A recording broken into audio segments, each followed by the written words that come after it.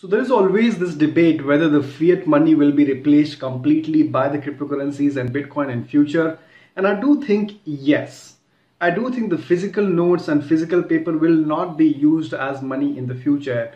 And I also think that the centralized method of issuing a currency or issuing a money will go obsolete, because once we have a technology like blockchain, nobody is actually going to trust a centralized system. And we can see that right now already happening. I mean, a lot of experts now, this is something called as usdebtclock.org. This basically reflects that how much of money the US have been printing every year, and this is right now, as you can see, 20. And what I'm referring to right now is basically a tweet which came out from Kim.com. He is an entrepreneur. Over here you can find more about him. Entrepreneur, innovator, gamer, artist. And he tweeted this morning, I guess, that $1 trillion in additional US government. Let me get to the point here. So here is what he says, that shift your USD into gold and Bitcoin ASAP before USD becomes a toilet paper. This is quite an harsh statement for the Federal Reserve, actually. But maybe this is true, because most of the central banks are printing enough of money, and we have already seen the similar example in Venezuela and Zimbabwe as to what exactly happened with the fiat money, and people out there are using Bitcoin and cryptocurrency. Maybe that's the future, right? Maybe that's the future. So, and again, this is not a financial or investment advice, but this is what I think is the future is. Now, next one I'm going to talk about is Ross Ulbricht. I don't know how to pronounce his surname, but Ross was a founder of Silk Road, basically one of the initial marketplace into the space, which was actually, people were actually selling drugs online on Silk Road, and that's the reason it was caught. And he is right now serving a life sentence in the prison. However, here is a Twitter handle. You will find a Twitter handle in his name, Ross Ulbricht here, and you can look at his tweet. Okay, so of course the first tweet that you will see is pinned tweet on August 3rd.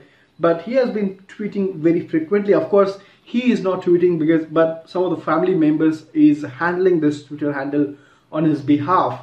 And one of the tweets that he has mentioned is he's appealed everyone to sign a petition. So as you can see, clemency from the president is my only hope for breathing free air again. Basically, he wrote a letter recently. This is a letter which has been printed out on news.bitcoin.com and also on freeross.org, which is actually handled by her mom. And there are a few points that he has actually made, that Ross was sentenced to life in prison in 2015, of course, once he was caught, after being convicted of running a dark web marketplace for the Silk Road.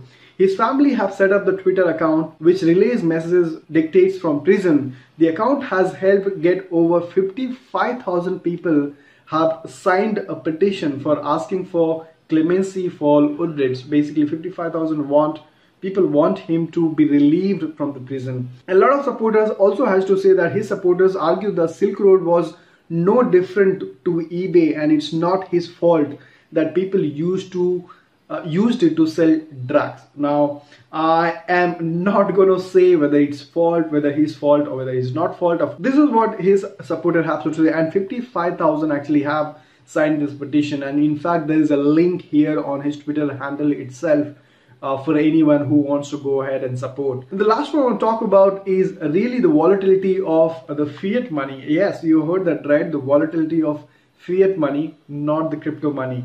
I mean, a lot of people think that only Bitcoin, the cryptocurrency, is volatile. Even the fiat money is volatile at all. So today, I think this was a tweet from Manisha from CNBC, and she tweeted that rupees is at 70 versus USD, and rupee has depreciated by 10%. And this is something that we all should realize, that even the fiat money is also volatile, and fiat money has been losing its value year after year, that we don't actually realize. In fact, the cryptocurrencies like Bitcoin have gained value over the last decade. But if you see the last decade, the fiat money have lost its value. The same thing that you used to get for maybe 1,000 rupees or maybe 100 rupees, today they cost you almost 5 times more than what they used to. So you can clearly see what is losing value. The cryptocurrencies are losing its value, or the fiat money is losing its value. So I think his tweet here, which says that the fiat money will become like a toilet paper, probably this is true. Maybe this is the future, guys. Last one I want to share, that if you are someone who is holding Cardano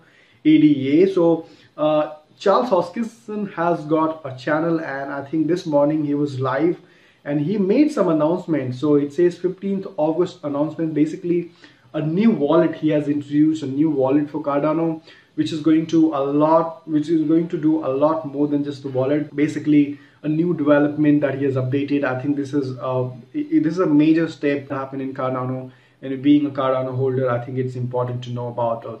Right, so that's all for right now. Thank you so much for watching. I'm gonna put this news link in the description below, and also this news link in the description below. Hit the like or dislike, leave your opinion on the fiat money future in the comment box below. Thank you so much for watching. I'll see you next time.